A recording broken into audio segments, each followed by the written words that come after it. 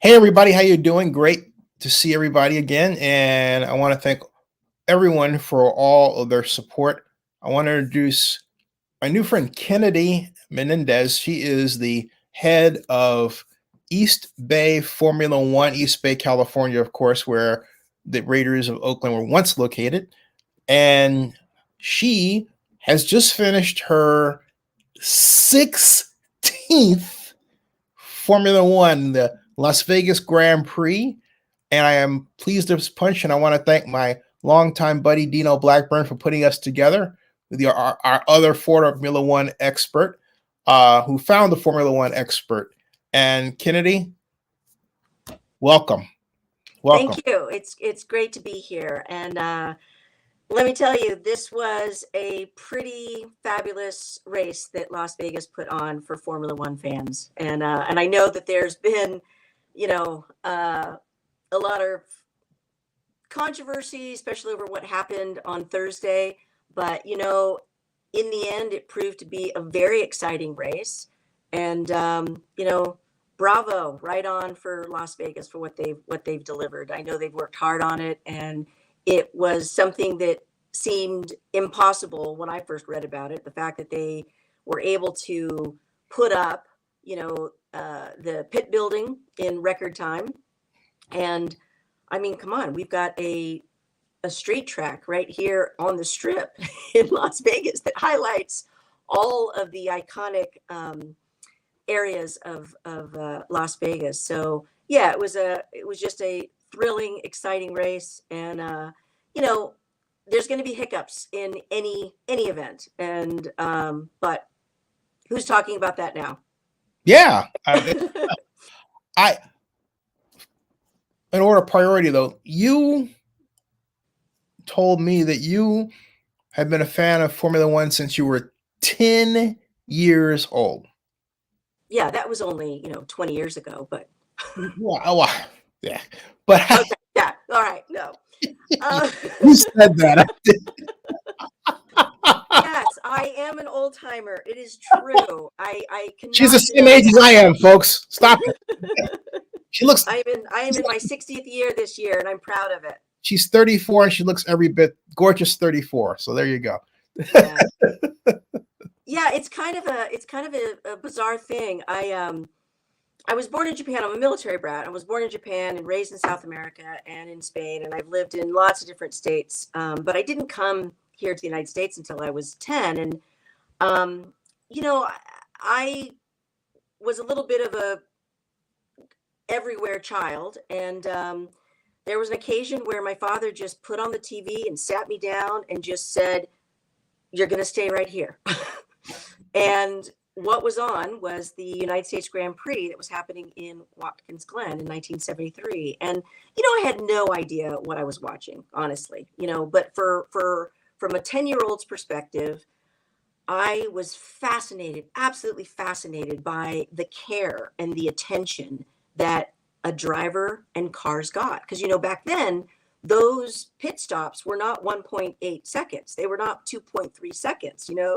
DHL did not have the record for giving the award out for the fastest pit stop. Then those pit stops were 8-10 minutes. Yeah. But it was the fact that all of these people would come rushing to the car, and they would wipe the helmet's face, the helmet, and give them attention and give them water. And these seemingly important conversations would happen in the cockpit of this car or as the driver got out. And I just remember as a kid thinking, wow, like this is really special. Like, what is so special about this driver? What is so special about this car? And little did I know that in fact, that race was the weekend that Francois Severe was killed in. And Right. Jackie Stewart would have raced his last race, his 100th Grand Prix, had his mate not fatally crashed. So, Right. it was from that point on. Anytime that the TV was on and car racing would happen, my father would summons me over, and how I was able to understand, oh no, that's not Formula One. That's not what I want to watch. But yeah, so off and on over the years, I watched it, and really the last 15 years, I've really have sunk my teeth into it. And as you mentioned, last night's race was my 16th race that I've been able to go to. So I've been very, very fortunate to be able to travel around some. And I, of course, didn't want to miss the inaugural race here in Las Vegas, although it has been here before, but it was back in 1982. So it was the last time that it ran here. So yeah, I think, well, no, I know Fernando Alonso is the only driver alive on the grid that was alive when the last time the race ran here. So Wow. Yeah. yeah. He Right. was born in 1980, 81, I think. So Yeah. So talk about the race itself. It was exciting. wow, it was exciting. I Yeah. couldn't believe it. I mean, and thankfully Lando is fine. He took a pretty big hit. Yeah. Did But you see that hit? Because it came off like a spark on the television, and then he was, against the padding there, and that was it. Did you? yeah, I saw the replay because when you're sat at a race, that's one of the difficulties. I mean, you hear the thrill of the cars; it's live coming right at you, but you do miss some of the commentary. And I was able to. I had an earbud in, and I was able to on the Formula One app catch the commentary of what was going on. It was a little bit delayed, but yeah, it looked like a pretty scary race. Hit for him because he definitely flew, and it was a long stretch of road where he finally hit. But yeah, no, it was a fabulous race. I mean, the fact that Leclerc got pushed off in the opening lap. I mean, we all knew that the track was going to be dirty. The tire temperatures were the huge talk of this weekend. It wasn't as cold as even when I looked at the weather forecast. The forecast was showing that it was going to be much colder. And actually, last night's race was 59, 60 degrees. So not as cold as I think that a lot of us thought it was going to be. But yeah, there was a lot of on-track passes, some really high speeds that the cars were able to attain, and lots of back and forth. And then, just some great circumstances where we had a virtual safety car and a safety car come out, which allowed teams to be able to sneak in a pit stop, to their advantage because they lost less time because cars are slowed down during that time. And it really allowed for a lot of different cars to jockey for different positions. So it really made for an exciting race. And then, oh my gosh, to see Leclerc on that final lap be able to pass Perez was very, very thrilling. Yeah, it was a great race. How about the crowd? I mean, what I'm interested in is, as a long time as a Formula One quasi lifer or lifer, really, I think it's appropriate to call you. How did you like Las Vegas from your perspective? How the setup and what could be improved? So at the end of the day, it's a street race. I mean, most of the races that we have are on purpose-built tracks. And I know that there's been a lot of criticism, and I have to admit, when I heard about the race coming to Las Vegas, all I could think of is, okay, iconic settings, right? And casinos. Yeah. And trying to visualize, all right, well, how is that going to work? And I really thought, it's going to be too overstimulating for me. There's just too much going on to have all of the lights and all of the action that happens in Las Vegas, which is gambling, which is, you've got essentially theater out on the streets, Yeah. with all the different, yeah, with all the different lights, the displays, the fountains, et cetera, going on. Is this going to be too much? But really, they did a fabulous job in building the race circuit. And it's a different atmosphere, as is Abu Dhabi, as is Montreal, as is Mexico, as it is in Austin, Texas, where we have another United States Grand Prix race. Every racetrack has its own history. It is iconic in its own way because of that history and because of the aesthetics that that track brings, Hmm. not just for fans, but for the drivers as well. So, you know, I have to say that I was really surprised. It's a clean city, for the most part. Yeah, it is. There were people from everywhere. I would say that there were a lot of people that came in from Mexico, a lot of Spanish speaking individuals, a lot of Checo fans, which was, lovely. I mean, the bottom line too is that in my experience of being in in Formula One as a fan, Formula One fans, we just rock. We are an unbelievable lot of enthusiasm, and we really give to the sport, and we love the sport. I have actually a great example of it. I This summer I made plans to go to Japan and bought tickets, and so as a side note, I thought, I'm going to just join a couple of Facebook groups, travel Japan Facebook groups, right? Just to get some tips about what I need to know to travel there. And so I joined some groups on Facebook, and I'm just literally scrolling to see what kind of information I just joined comes in. And I came across a comment of someone saying, "Yes, my husband and I are going to go to Suzuka for the race. And so we plan to go early so that we can get the lay of the land." And so I immediately sent her a message. She immediately texted me back. And within 15 minutes, she lives in Australia. Within 15 minutes, we were on the phone Huh. talking to each other about meeting up at the Formula One race in Suzuka. I mean, yes, this is the power of social media. Yeah. But I also want to say this is the power of Formula One fans who want to be friends, who want to cheer, your drivers together, and are generally, we're enthusiastic fans, and that's what it was here in Las Vegas as well.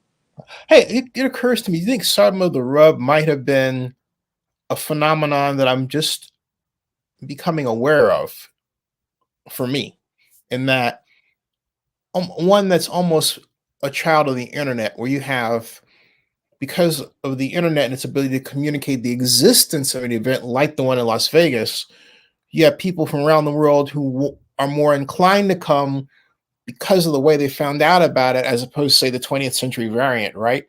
And now you've got this whole group of people superimposed on this municipality that includes some people who are not, mm, they're local. They don't understand that we have this superimposed world culture that's formed when people from vast distances talk with each other, make plans, and even if one of them doesn't make it, there's still this overarching discussion, and there's this money to be made on a different scale than is local, right? Absolutely, absolutely. Yeah, yeah, yeah. Yeah, well, and another example, our East Bay Formula One group. We're a social group. Yeah. Essentially, we are a social group. We are a bunch of Formula One fans from all walks of life, and we enjoy getting together for every race, whether we watch the race live, which, the group did because of the timing last night, or we rewatch it. We record it, and then we gather together. We have food, we have drink, we have camaraderie. Everyone comes with their team regalia, and we have a fabulous time. Terry Griffin, who owns Griffin Motorworks there in Berkeley, purposely built a huge foyer in the dealership garage that he owns that services high performance cars, so that we could have this. So we've got two big TVs that we can watch the timing and the race on, and we also, different members have come together to meet at different races, and we have a fabulous time. Terry used to work in Formula One as a professional photographer, and so through his contacts, some of my contacts, and everyone has got some contacts of one another, and we've been able to build this fabulous group to celebrate, and watch Formula One together. I'm looking down because Dino had sent me photographs of what you're talking about, and I Oh was yeah, trying to get the picture to pop up here, but it's just whatever. I figured out a kind of an alternative way of doing it. And I think, yeah, if I turn it sideways, I believe that might help. Yep. That is our group. Yep. That's our group. Cool. Yes, and if anyone would like to get involved, if you are ever in the Bay Area, you've got friends who are in the Bay Area, please, please come and join us. I post on what's happening with the group on Meetup, and then you can certainly just get a hold of me, and I maintain an email list for that. But yeah, we raffle off. One of the unique things that we offer in the group that really adds to the fun is that we get pictures from the previous race from Jerry Krennic of Active Pictures. And we have a sponsor, Colin El-Sabani, who will print those out to 18 by 11 by 18, picture size. And we raffle those off. And we have, different things that last week, we raffled off some pistons off of a mid 70s Formula One car. So lots of just different memorabilia that we come in contact with. But yeah, as you can see, it's just a very lively, great group. We will be in our 10th year next year. Yeah, I saw of gathering together. Yeah, I saw that on Dino's Facebook page, and I texted him. I said, "Hey, you're in Las Vegas." That's how this started. I had no idea. I see. Okay. Yeah, that's how. Yeah, and so he sent me those photographs with a expectation of using them for something, and I'm using them for our conversation. Yeah. Wow, I mean, okay, so who's your favorite driver? What's your favorite car? Fernando Alonso all the way. Wow.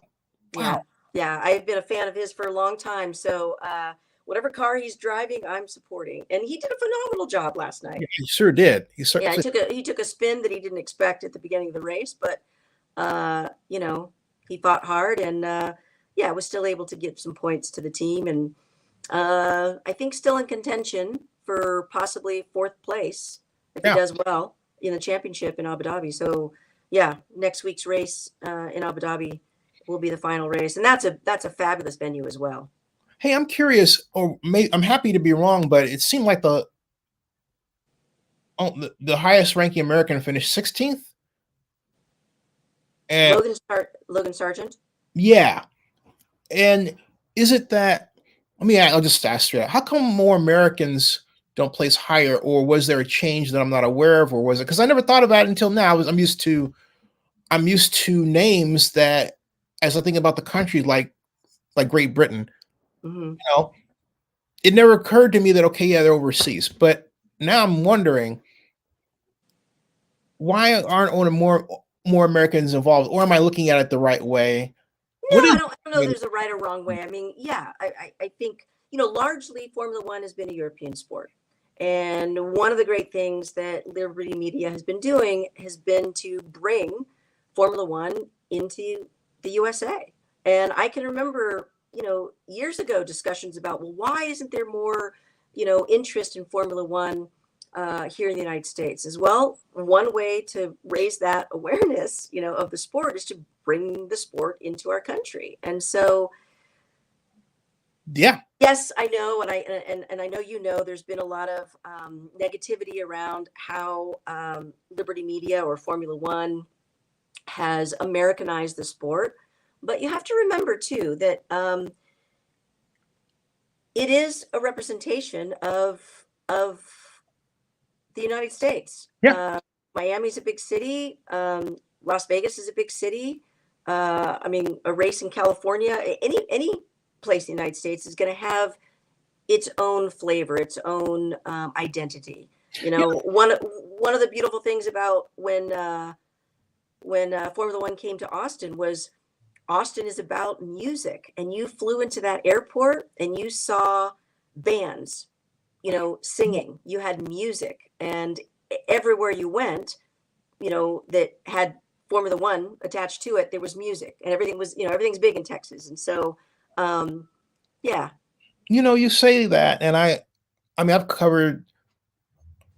been to Super Bowl 10 times, and I've covered the NFL since 2005. That was my first NFL draft. So this will be my 20th, unless I just decided, whatever. But the whole point is, That's true for the Super Bowl. And so I see this as more like the Super Bowl in that you're going to have weeks of parties leading up to the event.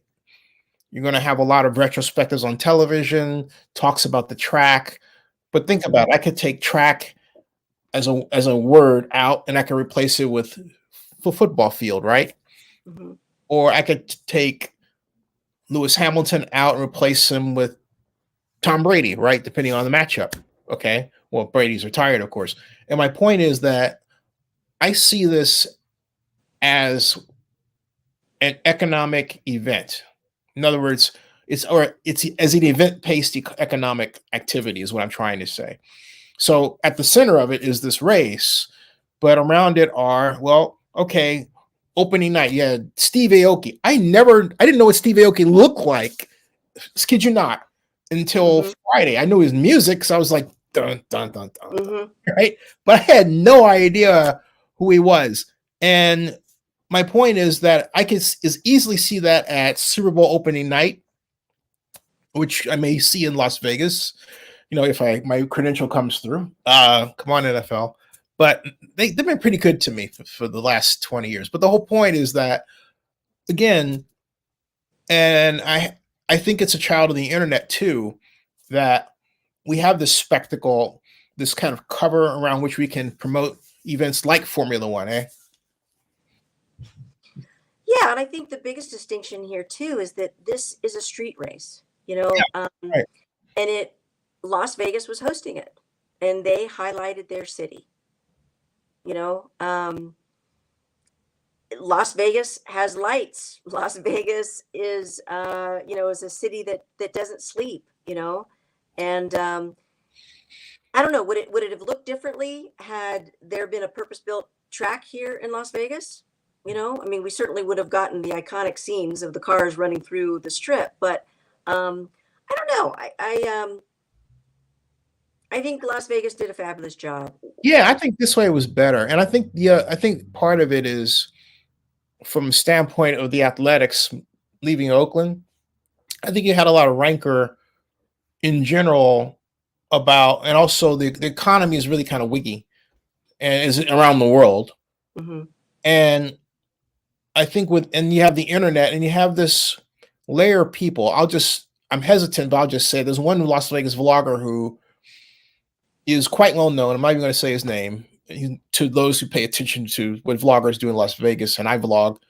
But unbeknownst to me, he knew who I was. Said just like last year, say, "Hey, this is the OG vlogger." Great. But then all of a sudden, discovered recently he blocked me on Twitter, and I'm thinking, I haven't had an argument with the guy. I haven't said anything. And then I started looking at what he was putting out, and I did make a comment about vloggers needing to promote Las Vegas as opposed to being opposed to them. And maybe Hmm. I don't recall mentioning him.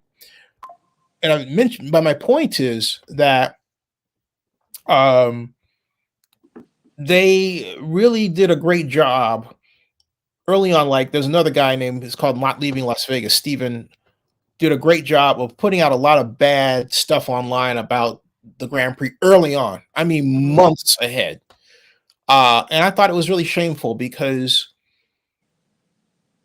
I've been there as an influencer, and sometimes what you really drill down to is, hey, I wasn't invited, I'm not included. But rather than say that, you're criticizing something because you're criticizing it because you're the outsider, right? Hmm. And the opposite of what is it? It's called FOMO. I think it's feeling left out. That term, Oh yes, yes, FOMO, fear of missing out. Yes. right? Well, ginning up that also, and as it occurs to me, brings up a certain level of criticism by the people who don't realize that they're just pissed off because they're not part of the in group. And I'm not saying I'm not criticizing them for that. I'm saying that's an error. I even told the Las Vegas Commission and Visitors Bureau, I said, hey, authority, I said, hey, I'll assemble vloggers for you because you should bring them in and pay them so they'll have something good to say, because otherwise, they're just going to like do what they're doing. And it's Hmm. happening with this, it's happening with the athletics. Um, and what happens is that it happens in time. all these events I'm talking about actually work, and the people who criticize them, they end up looking like, gee, why did I do that? And who's left out of it are those marketers who could benefit from their being ambassadors to Las Vegas or to any place else in Formula One. And I think that's really where it was, because the mainstream media of late, starting with when I started vlogging and then increasing, picks up their news stories from vloggers. Hmm. And then it gets expanded. Next thing you know, it's like, oh my God, there's this big problem here. There's a problem with the street. And everything, every little thing gets magnified, right? Yeah.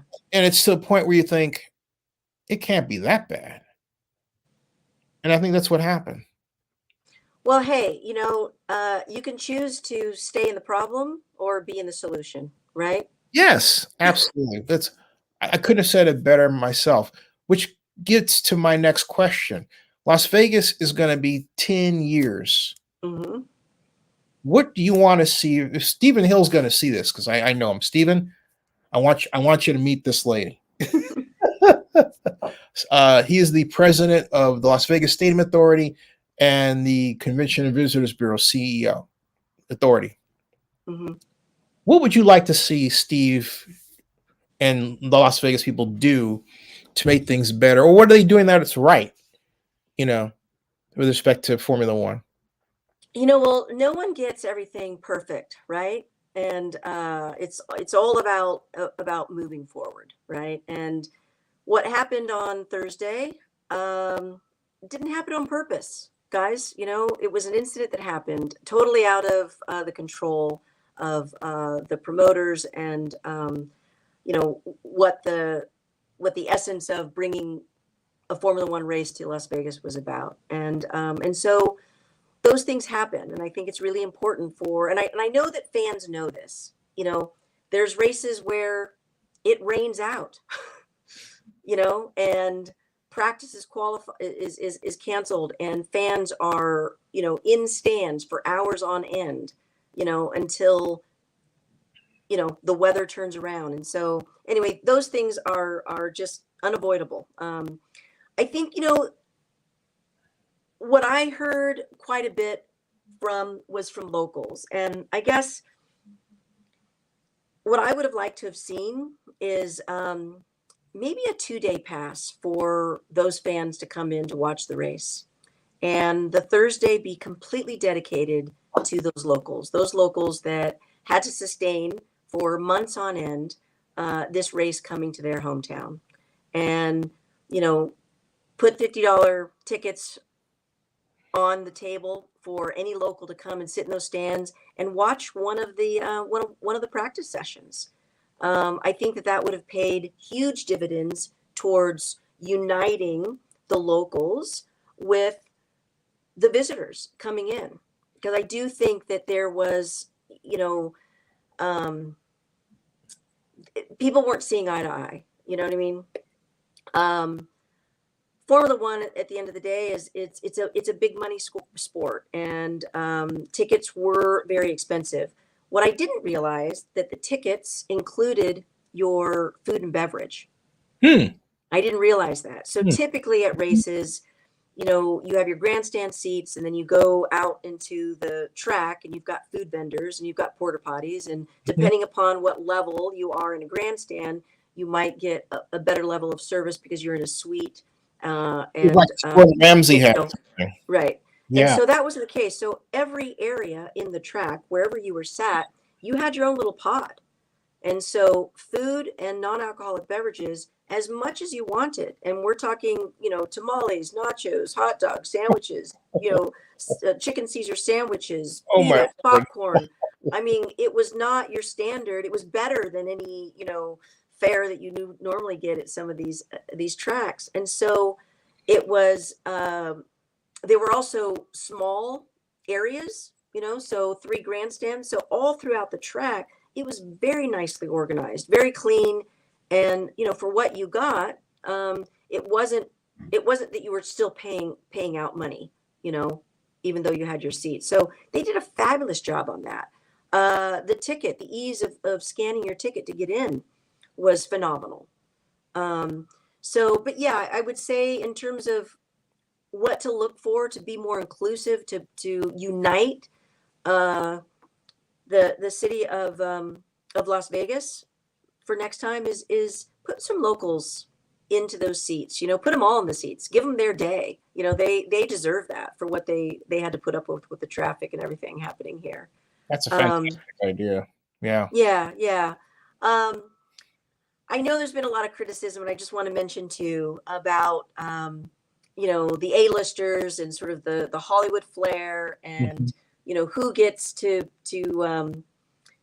wave the checkered flag, and again, I think it would be great for Formula One, or for whoever hosts the city, is to select an ambassador, select Mm. somebody in the community who is doing good, who's representing the community in ways that are paying it forward, you Yeah. know, and give that opportunity, so that we're not just highlighting a celebrity who gets to wave the flag, but we're highlighting an individual who has a commitment to their community, who might not even be a Formula One fan, or is a Formula One fan. I know that Liberty Media has done this in the past, where they go to a track and they see somebody, or they see a child, and they invite them to the paddock. Hmm. They just randomly select people out and they bring them in so they can experience a little bit of Formula One in a way that they wouldn't possibly ever be able to do that. And so I think that those extensions to the local communities would pay huge dividends, um, so that there isn't a division, because I did feel that there was a division here Yeah. with locals, and this big charade coming in and taking up our town. That's Um, exactly what they were talking about. Yeah. yeah, Yeah. yeah, and that's unfortunate. I mean, hey, I don't like change either sometimes. It's hard for me sometimes to get on board with things, but this is it's a fabulous sport that, I mean, come on. Las Vegas got to have 20 of the best drivers in the world Yeah. race on their streets. And you know, there's something to be said about being a part of that. Las Vegas being a part of that. I think your idea is a fantastic one to make that connection, because that was precisely the problem. And that there was a video I saw of some patrons tearing down a sheet so they could see the track. And my thought was, hey, it's too bad they're doing it that way, because in a social media environment, I would love to make a game of them making videos and posts of it, and have winners of that contest, and that you're encouraging them to post, which means you're marketing the event right to the world. And that was a missed opportunity. I understood, however, the reasons for the gating and the fencing, because you don't want people climbing over or throwing things, which is my biggest fear, onto the track and causing more damage. But I think that should have been made clear by signage, right? But I think Yeah, you're yeah. absolutely right. That's a good idea. Well, and there's also a distinction here, an important one too, is that this was a street race. It was Right. not a dedicated race track.